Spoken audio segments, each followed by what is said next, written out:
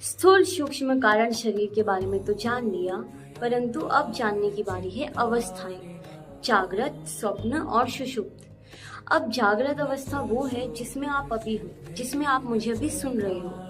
ये आप जब स्थूल शरीर एक्टिवेटेड होता है, ग्रॉस बॉडी एक्टिवेटेड होती है, तब आप जागृत अवस्था में होती हो और आप अपनी सेंसेस यानी आँख, नाक, कान, इन सबसे जो चीज़ें महसूस करते हो, एक्सपीरियंस करती हो, वो होती है आपकी जागृत अवस्था।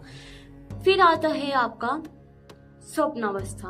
अब स्वप्नावस्था हम सबको पता है, ड्रीम, वो हमारे सूक्ष्म शरीर से जुड़ा है।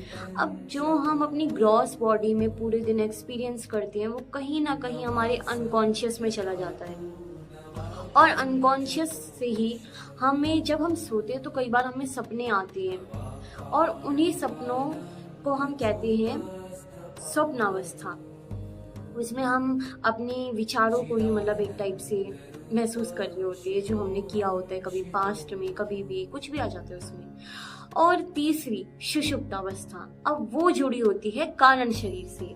और सुषुप्त अवस्था में जब हम कहते हैं ना सुबह उठ के कि आज तो बहुत ही अच्छी नींद आई, मतलब कम भी देर सोई हो तब भी लगता है कि अरे बहुत अच्छी नींद आई, तो वो होती है हमारी सुषुप्त अवस्था। क्योंकि उसमें हमें ऐसी नींद आती है जब हमें कोई विचार नहीं आ रहा, कुछ भी नहीं, नथिंग, और हम एकदम सो रहे हैं। अब ध्यान एक बहुत ही बड़ी चीज़, तो अगर मैं उससे देखूं तो देखा जाए तो जब सुषुप्त अवस्था में ही हम हों परंतु हम जाग रहे हों, मतलब सुषुप्त अवस्था और जागृत अवस्था को अगर हम मिला दें तो बनता है ध्यान।